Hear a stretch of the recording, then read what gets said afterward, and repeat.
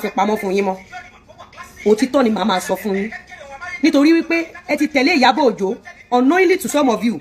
tẹ́ ẹ lọ hate victim tẹ́ ẹ mọ̀ pẹ́ni tó yẹ kẹ́ ẹ ṣàánú fún òun lẹ̀ ń gbógun tì wọ́n ń pe ọmọ kan ní Azeez Jaduade ní film industry Azeez Jaduade ó jẹ́ ọmọ bàbá wa Ọládìméjì àbírèdìméjì bàbá wa ìkejì bàbá wa Ọláìyá àwọn ni wọ́n fi okó wọn bí ọmọ yẹn ń jẹ́ Azeez Jaduade ọmọ kékeré báyìí ni pín ní sí báyìí ni nígbà tí mo mọ̀ àbúrò mi first cousin mi Lánre ó wà pẹ̀lú mi èmi wà ní Oṣù mo lọ sí school Azeez Jaduade ló bá pe Lánre pé òun wà ládùúgbò Ìjẹ̀bú níbo nílé wa bọ̀dá ni Azeez Jaduade ń pe Lánre tó jẹ́ cousin tèmi àbúrò tèmi ni àbúrò mi tí kò gbọdọ̀ dúró kí mi ni Lánre àmọ́ Lánre yẹn sì ju Azeez Jaduade lọ gbọ̀rọ̀gbọ̀rọ̀ Lánre bá júwe ilé wa fún Azeez Jaduade ní number 79 Oliza Street níjẹ̀bú Òde number 79 Oliza Street níjẹ̀bú Òde Azeez Jaduade bá wá kí wa nílé òun àti Lánre wọ́n jọ ń ṣeré kiri nígbà tó jẹ́ pé ọmọ ọ̀gá mi ni ní Abẹ́òkúta inú tèmi náà dùn ayọ̀ mi kún láti gba Azeez Jaduade ní àlejò mo wá ní ọ̀rẹ́ kan ọkùnrin ni a máa ń pè yẹn ní Rẹ̀mí Olúgbòde ó wà lóṣù more else bí ká ní pé mi ni mò ń ràn lọ́wọ́ ní jíjẹ nígbà míì tá bá ń lọ sí school wa ní Àgọ́ Ìwòye èmi ni máa ń fi ẹtì ẹ̀rọ mi sí mi gbé Rẹ̀mí Olúgbòde a máa ń pe Rẹ̀mí Olúgbòde ní Àbújá Rẹ̀mí Olúgbòde bá dé láti ilé wọn lọ́jọ́ yẹn ó sọ fún mi pé òun àti bàbá òun ní issue ìgbà tó ṣáà sọ̀rọ̀ títí mo tẹ̀bà Lánre jẹ gbogbo wa jẹ Rẹ̀mí bá lọ sí ilé ẹ̀ ọkùnrin ni Rẹ̀mí yẹn o Rẹ̀mí Olúgbòde òun náà máa wò mí báyìí nígbà tí Rẹ̀mí Olúgbòde nígbà tó fẹ́ lọ mo ní dúró sọ́dọ̀ wa díẹ̀ torí ìjọ yẹn tó dé gbogbo aṣọ ẹ ti ya ó lóhun àtàwọn bàbá òun àwọn jọ ní ìjà èèyàn bá bàbá èèyàn aṣáà ní iṣẹ́ mọ̀ normal personality ni farabalẹ̀ díẹ̀ tó bá dọ̀la kó máa lọ sí ọ̀dọ̀ ẹ ó ṣànírọ́ òun lọ sí ilé òun nígbà tí Rẹ̀mí Olúgbòde máa dé ilé títí ẹ̀ aṣáwọn court member ti wá pààyàn sí ilé ẹ̀ ìyẹn Rẹ̀mí Olúgbòde according to nǹkan tí mo gbọ́ o àwọn ọlọ́pàá ti lé ambush sílé Rẹ̀mí Olúgbòde a máa ń pè ní Àbújá ńgbà tó máa ṣílẹ̀kùn ilé ẹ̀ báyìí ọwọ́ ọlọ́pàá ló bọ́ sí wọ́n bá gbé handcuff sí lọ́wọ́ àtẹsẹ̀ ló bá di eléwé ran ṣé ń bá mi bọ̀ Ìyábọ̀ Òjó ó máa ráre kú tọmọtọmọ ẹni àdàbí tó bá jẹ́ pé òtítọ́ ló gbé wá nípa mi Ìyábọ̀ Òjó àtẹni tó ràn ẹ́ lọ́wọ́ àtẹni tó ràn lọ́wọ́ Ìyábọ̀ Alice Òjó àtẹni tó ń gbèjẹ àtẹni tó ń gbèjà Ìyábọ̀ Òjó gbogbo yín lẹ máa ráre kú tọmọtọmọ yín ṣé ń bá mi bọ̀ ẹ̀yin ọmọ Ọlọ́run ọba ojú mi rí tó ní film industry ojú lásán kọ́ lọ́lọ́run fi ń bless mi Ọlọ́run kàn fi ìtàn ayé mi jẹ́ kó yé àwọn kan wípé èmi lọ́ba tó lè pa tó lè jí èmi lọ́ba tó ń fún èèyàn lówó kò síbẹ̀ ṣe lè ṣaburú tó èmi lọ́ba tó ń gbèyàn dìde ṣé ń gbádùn story mi bọ̀ now Rẹ̀mí Olúgbòde nígbà tí ilé ọjọ́ yẹn ṣù kò pè mí ọjọ́ kejì ọjọ́ kẹta àbí ẹ̀rọ ó rẹ̀ pé ọjọ́ tó ń kó lọ́dọ̀ títí wá ọjọ́ náà pẹ́ di ọjọ́ tí Rẹ̀mí kó lọ́dọ̀ mi Lásìsì ní Lánre lọ gbé Azeez Jaduade dé ọjọ́ tí Àbújá kó lọ́dọ̀ mi ní Lánre lọ gbé Azeez Lánre yìí wà láyé kò tí ì kú o ẹ mọ̀ọ́tì ẹni lè ṣẹ́ bá fẹ́ ẹ fi sínú nọ́mbà tí mo pín nìyí gèlè wà gèlè ọ̀fẹ́ ni máa fún yín gèlè ọ̀fẹ́ ni máa fún yín ẹ kò san 50% Ìdúmọ̀tà láti ń kó àmọ́ iye owó ẹ kú mọ̀ pé fake transfer la fi ń ra gbogbo ẹ̀ ẹ ṣàánú ajé ẹ jẹ́ ká rí mi ìlọ́jí ẹ bá wa rà Lánre wà láyé kò tí kú Rẹ̀mí Olúgbòde wà láyé kò tí kú Gbẹ̀dáyọ̀ Badmus ìyẹn tó fẹ́ gbé ìtàn ìgbésí ayé Lizzy wá ó mọ Rẹ̀mí Olúgbòde dáadáa tí n bá parọ́ kí gbogbo wọn jáde káwá bú Àdàbí bí n bá parọ́ wojú mi wèrè ẹ̀dá ló ń ṣoore o kí ni mo sọ fún ẹ sórí tó bá ń ṣoore bó o ṣe ń ṣoore tó nínú ogún ẹ bí ìyà ṣe máa jẹ tó nìyẹn tó bá jẹ́ pé oore ṣíṣe ó máa ń gbé èèyàn sórí Lizzy tó jókòó yìí kò yẹ kí n ní ìdojúkọ kankan láyé mi níbi tí mo ran àwọn èèyàn lọ́wọ́ dé bí mo ṣe jẹ́ ọmọ òrukàn tí mi níyà tí mi ní bàbá ó gbọ́ mi tó o bá ní owó wá dẹ́pọ́sìtì kó máa dáwó lẹ̀ láṣọ gidi sọ́rùn irú àwọn Ìyábọ̀ Òjó yẹn ò ṣoore o Ìyábọ̀ Òjó ò ṣoore fún DJ Splash o owó DJ Splash ni Ìyábọ̀ Òjó fi ń jẹun o owó DJ Splash làwọn ọmọ Ìyábọ̀ Òjó fi ń jẹun o òkú Mohbad òkú Sàríyù àti ìdojúkọ DJ Splash ló ń jẹ Ìyábọ̀ Òjó o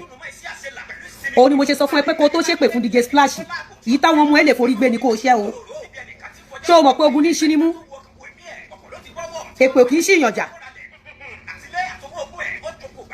ó ti yẹ ọ̀rọ̀ tó dẹ̀ wá ńlẹ̀ yìí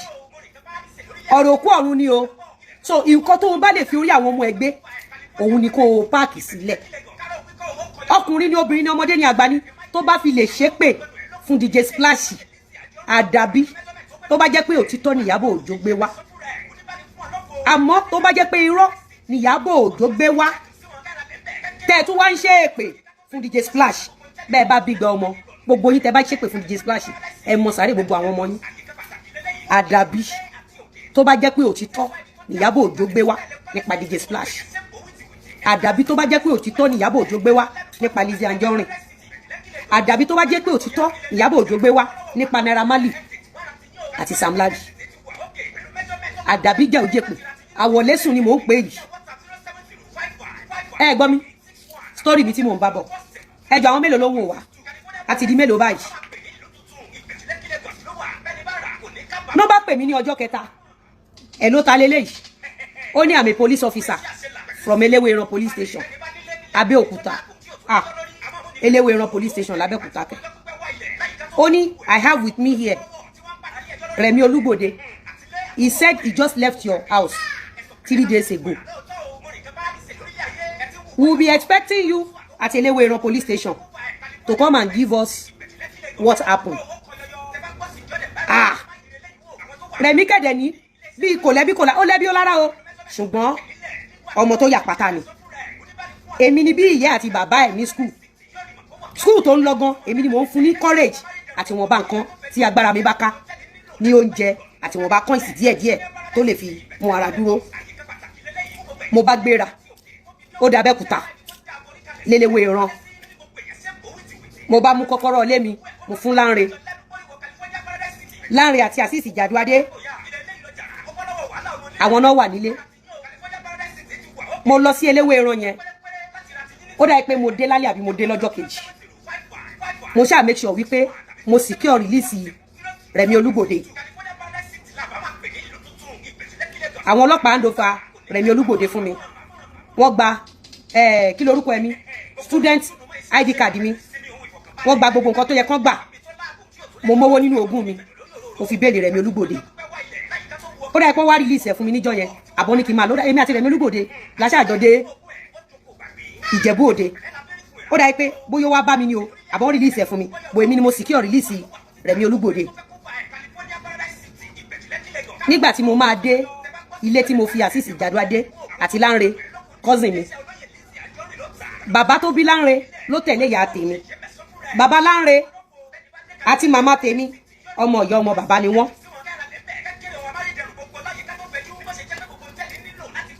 nígbà tí máa dé number 79 Orisa Street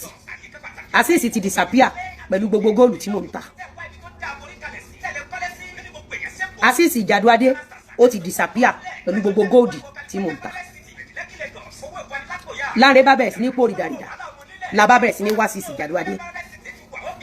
ìdí ni wípé yàtọ̀ sí pé góòlù tí mo ń ta ó ní aago kan tí wọ́n kó fún mi pé kí n lọ máa tà á kí n máa mọ́wọ́ wá padà gbogbo ẹni Azeez Jàdúadé ti kó irú kí leléyìí ọmọ anífowó ṣe rúùmù tí mo dẹ̀ fún Lanre àtàsíìsì ọ̀tọ̀ ni rúùmù ti tèmi. ẹni tó bá ti wá sílé ọ̀dọ̀ mi ní Ìjẹ̀bú Òde wọ́n á rí almost 2 to 3 rooms ni mo ń lò ní Ìjẹ̀bú Òde. màmá tí ó ní òkè yẹn òkè tí mò ń gbé wọ́n kàn ti bẹ̀ pa ni, so mo gba 2 rooms, mo ní extra 1 room kan, mo fi room kan ṣe sitting room, mo fi room tó face sitting room yẹn mo fi ṣe room mi. room kẹta mo fún Lanre àti Azeez Jàdùadé wọ́n máa sùn bẹ̀. kọ́kọ́rọ́ room mi bó ṣe dánwò Azeez Jàdùadé tán kó mi lẹ́rù. Ọlọ́run ṣàánú mi, ọ̀rọ̀ tí mo sọ yìí that was my enemy downfall, first downfall. aago tí wọ́n kó fún mi pé kí n lọ máa tà díẹ̀díẹ̀, aago tó jẹ́ pé tán bá tà mí tán bá ta gbogbo family mi ò lè sanwó ẹ̀ tán ni. aago tí wọ́n gbé fún mi, Azeez Jàdùadé ti palẹ̀ mọ́ gbogbo aago, ó ti palẹ̀ mọ́ gold. abẹ̀ sí ní wá Azeez Jàdùadé kiri, àwa lọ sí Kòròdú, Síkírù náà tún bá wa wá, wọ́n lọ́dọ̀ ọ̀gọ́kan ló wà Kòròdú, la bá lọ sábẹ́kúta. nígbà tá a dọ́dọ̀ dáàdi Azeez Jàdùadé, dáàdi Azeez Jàdùadé bá ní ṣé mo sọ fún àwọn pé ọmọ mi wá sọ́dọ̀ àwọn, ọmọ àwọn wá sọ́dọ̀ mi. mo ní rárá sà, wọ́n ní sọ gbogbo nǹkan tí ọmọ àwọn bá ṣe lọ́dọ̀ mi kò kún àwọn, àbí ṣé mo pe àwọn tẹ́lẹ̀ pé ẹ sà o mo fẹ́ gbọmọ yín lálejò. mo ní rárá sà. la bá bẹ̀rẹ̀ sí ní wá Azeez Jàdùadé, àrí Azeez Jàdùadé. ẹ̀yin èèyàn mi láyé ìsìn ṣán gbọ́dọ̀ palẹ̀ mọ́ gbogbo góòdì téèyàn ta ká má tí ì sọ láyé ìgbà yẹn. mo dárúkọ fún yín pé Mosu Cafe tó wà ní Ìjẹ̀bú Òde, that popular restaurant, èmi ni gold and wristwatch blog kí ló máa ń pè blog wọn. Mosu Cafe tó wà ní Ìjẹ̀bú Òde kì í ṣe ọmọ Ajírébi o, irọ́ ọ̀tọ̀ ní ọmọ Ajírébi o. ẹ lè lọ sórí Google ẹ máa rí. la bá bẹ̀ sí ní wá Azeez, a lọ sọ́dọ̀ bàbá wa Ọláìyá Igwe, everybody bá wa gbìyànjú àrí Azeez. níbo ni mo ti fẹ́ bẹ̀rẹ̀, níbo ni mo ti fẹ́ bẹ̀rẹ̀. màá sunkún láàárọ̀ gbà yẹn,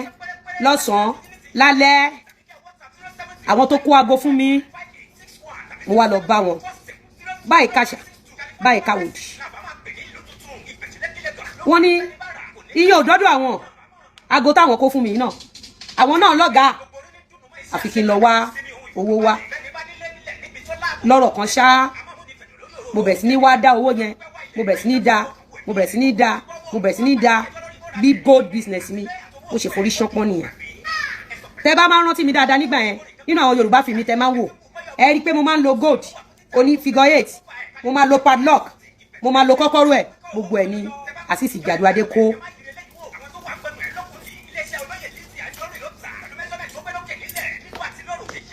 ó dìtàn lẹ́ni àdúpẹ́ fọlọ́run. kí ni mo fẹ́ wá sọ fún yín ni wípé nígbà tí Ìyábọ̀ Òjó bẹ̀rẹ̀ sí ní bá mi jà, èmi ò kú mọ̀ pé conspiracy ni, ìyẹn ìjà pè mí láǹtì má pè mí láǹtì. èmi ò mọ̀ pé conspiracy ni.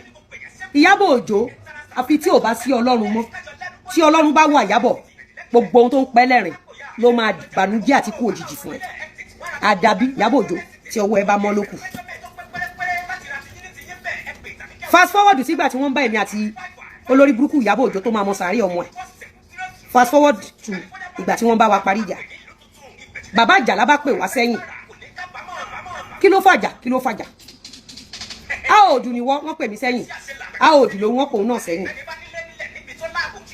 ọjọ́ ẹni bàbá yẹn mọ̀ wípé ẹni tó ní kó máa pè é láǹtì gan ó wá jù ẹ lọ. wọ́n wá ní ká rojọ́, ẹ sọ pé kí ló lórí burúkú Ìyábọ̀ Òjó tó máa mọ sàárè ọmọ ẹ̀, ẹni kí ló sọ? ẹ kò gẹ̀ẹ́sì nǹkan tí Ìyábọ̀ Òjó tó sọ fún Mr. Àjàlá. Mr. Àjàlá wà láyé, àwọn náà bí titi wọn, tí n bá parọ́ wọn bí titi wọn. ẹ kò gẹ̀ẹ́sì nǹkan tí Ìyábọ̀ Òjó sọ wípé ó fàjà wà, olórí burúkú Ìyábọ̀ Òjó tó máa mọ sàárè ọmọ ẹ̀ yẹn.